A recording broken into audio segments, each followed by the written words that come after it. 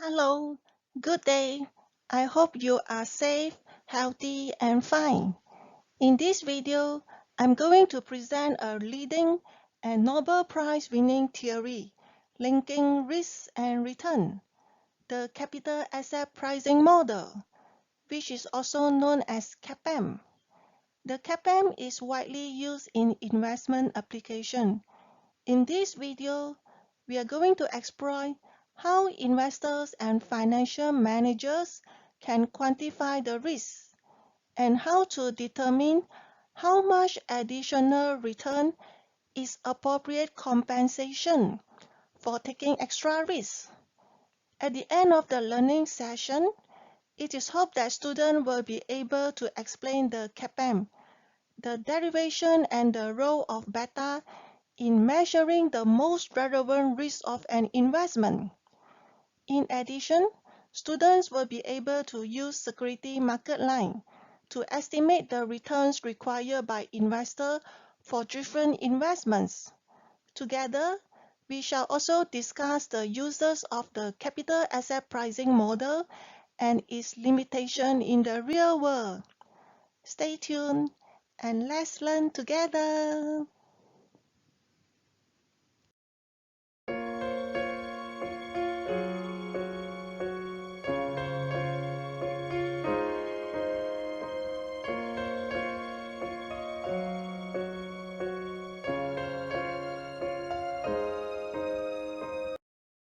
Section 1, we are going to learn about capital asset pricing model.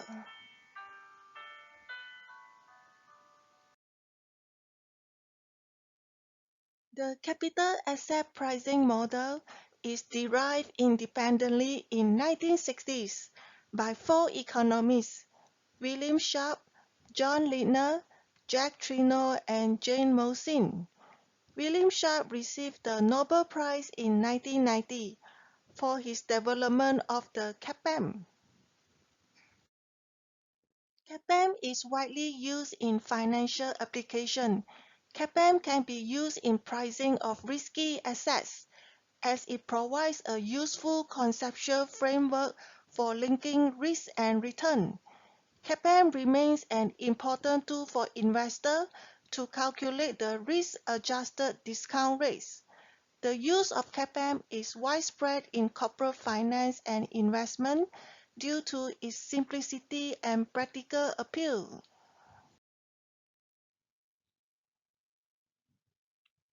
What is CAPM?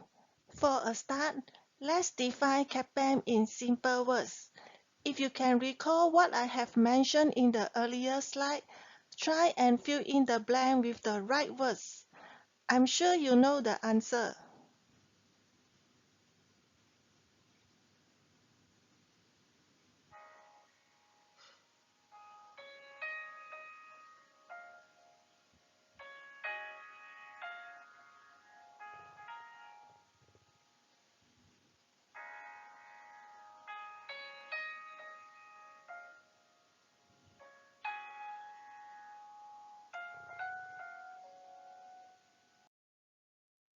The CAPM entails a number of assumptions. While at first sight, the assumptions may appear to be severely limiting, they are similar to those often used in the standard economic theory of the firm and in other basic financial models. Next, we shall explore how to mathematically derive the equation of the CAPM. The equation for the CAPM is shown in the slide. ERI is the expected return on asset I. RF stands for risk-free rate. ERM is the expected market return. If you compare the first equation and the second equation, what do you notice? The beta is derived from the covariance between asset I and market return divided by the variance of the market return. The formula also implies that expected return to holding a risky asset can be expressed as the risk-free rate plus a risk premium multiplied by the level of risk. In other words, return is separated into a reward for delaying consumption and a reward for taking risks. Let's zoom into the CAPM formula further. Observe the formula closely. Let me ask you some questions. How many components are there in the equation of the CAPM? What is a risk-free rate? How can we measure risk-free rate? What is a risk premium? Risk premium consists of two parts. What are they? What is a market risk premium? And what is beta? I hope you can derive the answer from the slide. We are going to learn more about beta in the next few slides, definitely.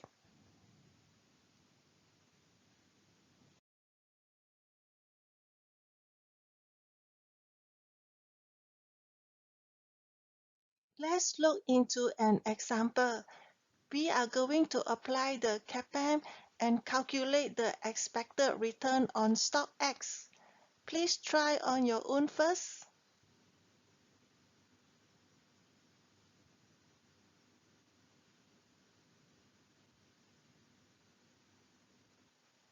Here is the answer. I'm sure you can get the answer correct.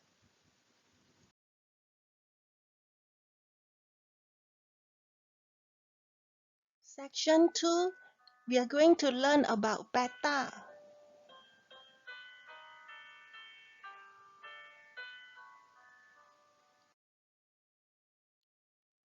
Recall from my last video about the concept of diversification. Diversification can be related to the English proverb, "Don't put all the eggs in one basket." From the figure, you can see that total portfolio risk declines with addition of securities. How many stocks should investors include in a portfolio to enjoy the benefit of diversification? Research has shown that, on average, most of the risk reduction benefits of diversification can be gained by forming portfolios containing 15 to 20 randomly selected securities. Total risk consists of two types of risk: unsystematic risk and systematic risk. Unsystematic risk is also known as diversifiable risk, unique risk, idiosyncratic risk, or firm-specific risk. Unsystematic risk is caused by firm-specific or random causes. These events are unique to a particular firm. For example, strikes, lawsuits, loss of key account. Unsystematic risk can be eliminated through diversification because these events are random. On the other hand, systematic risk is also known as non-diversifiable risk or market risk. Systematic risk stems from factors that systematically affect most firms. For example, war, inflation, political event, recession, high interest rate, earthquake, or international incidents. Systematic risk cannot be eliminated through diversification. The total risk of a security consists of two parts. Investors can eliminate systematic risk by holding a well-diversified portfolio, but they cannot eliminate systematic risk or market risk. Therefore, the relevant risk of a fully diversified portfolio is the market risk. From the perspective of total risk, beta is a measure of undiversifiable market or systematic risk. There are no rewards for investors who take on risks which they could have diversified away. Therefore, beta is the only relevant measure of risk for investors. Let's try and define beta. Here, I have compiled a list of definitions for beta from different textbook authors. Do you find them interesting? To summarize the keywords, beta is an index to measure the tendency or sensitivity of a security's return to respond to swings in the broad market. What determines exposure to systematic risk? Exposure to systematic risk will depend on three factors. First, the higher the sensitivity of a firm's cash flows to the general level of economic activity, the higher the systematic risk. Second, the higher the fixed cost incurred by a firm, the higher the beta. Third, the higher the gearing or leverage, the higher the beta. Certain industries tend to have higher sensitivity. For example, luxury goods retailers, machine tools manufacturers, and advertisers. On the other hand, certain industries tend to have low beta, such as utilities, supermarkets, and food producers. This type of business is less sensitive to business cycle. Beta measures the extent to which returns on the stock and the market move together. In principle, beta can be zero, positive, or negative. The positive or negative sign indicates whether the stock's return moves in the same direction as the general market or in the opposite direction. This table interprets selected beta. In terms of absolute value, the higher the beta, the more responsive the stock return as compared to the market. Market portfolio is an efficient portfolio. The market portfolio normally is represented by the market index. What is the beta of a market portfolio? What is the beta of a risk-free asset? Why? Risk-free asset is not sensitive to market return and its return is fixed. Therefore, its beta is zero. An aggressive security has a beta greater than 1. Such stocks are highly desirable in a rising market. A defensive stock has a beta less than 1. Such stocks are less severely affected in a declining market. So, if you predict that the stock market will recover from its bottom soon, should you buy high beta or low beta stock? Should you buy a stock with positive or negative beta? I'm sure you know the answer. Now, let's have a quick exercise to interpret beta. Stock A has a beta of 1.2. Stock B has a beta of 0.6. What does it mean?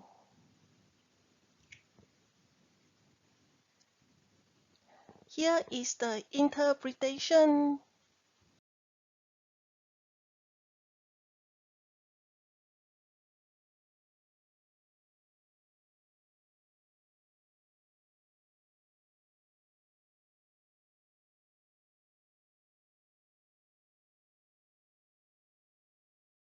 There are some examples of beta in the real world, given in your prescribed textbook, Principles of Corporate Finance by Bradley. You are strongly encouraged to refer to the textbook. In general, consumer stock, such as Walmart, has lower beta as compared to information technology sector, such as Microsoft and Apple. The higher the beta, the higher the risk.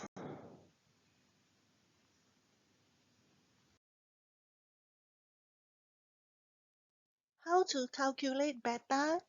In general, an asset's historical returns are used in finding the asset's beta coefficient.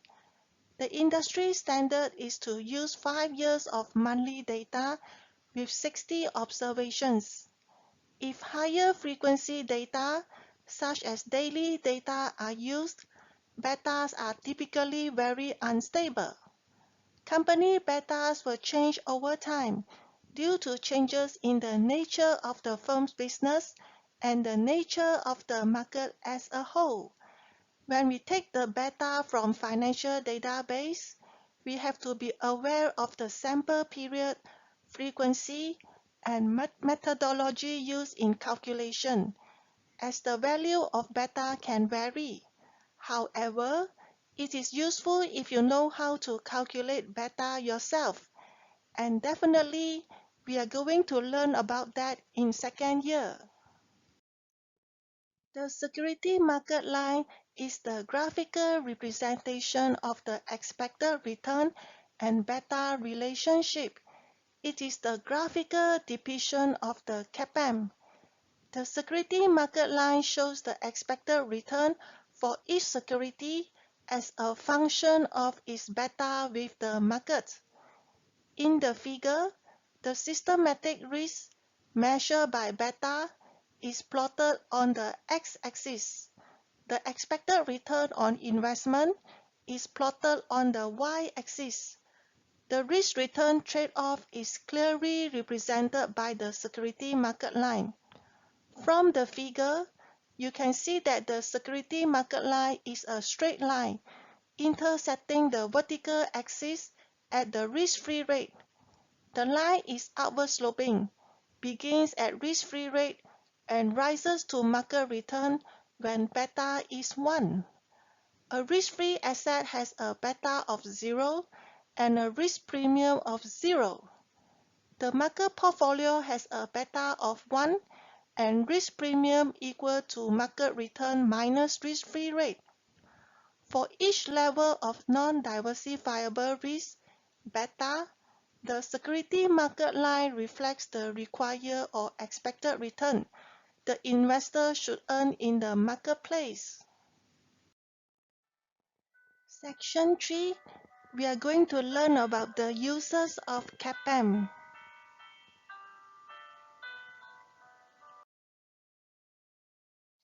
Next, I'm going to discuss the 4 common uses of CAPM. First, CAPM can be used to determine expected returns and finding underpriced securities. The security market line provides a benchmark for the evaluation of investment. An underpriced security lies above the security market line, while an overpriced security lies below the security market line. For example, asset X in the figure is above the security market line. Is asset X underpriced or overpriced? What do you think? Why? The answer is asset X is underpriced. This means the return of asset X is higher than the expected return predicted by CAPM, given the level of beta. Second, CAPM can be used to measure risk-adjusted performance. Alpha is the difference between the fair return for holding a security as given by the security market line and the return actually obtained by the investor. When alpha is positive, the security outperforms the benchmark. When alpha is negative, the security underperforms the benchmark. In this example, the expected return calculated from CAPM is 15.6%. The stock actually recorded a return of 17%. The alpha is positive 1.4%. So, the stock has outperformed after allowing for its risk. Third, CAPM can be used to determine the appropriate discount rate in capital budgeting. The discount rate used to calculate the net present value should take the risk into consideration. Fourth, We can use CAPM to measure the riskiness of a portfolio. A portfolio consists of more than one asset. The beta of a portfolio is the weighted average of the betas in the portfolio. Please try out the following example. Is the CAPM useful? What do you think? When using CAPM, we need to understand that any economic model is a simplified statement of reality. A model is simplified to interpret what is going on around us. The CAPM does not mean ultimate truth. It has several unsatisfactory features. Many of the assumptions are unrealistic and are violated in reality. However, some of the assumptions can be relaxed and the model suitably modified. For example, a two-step testing for the CAPM involving time series and cross-sectional tests. We are going to learn about the two-step testing in second year. An important critiques of CAPM is written by Rowe in 1977. According to Rowe, we can never test the true validity of the CAPM since the market portfolio can never be measured.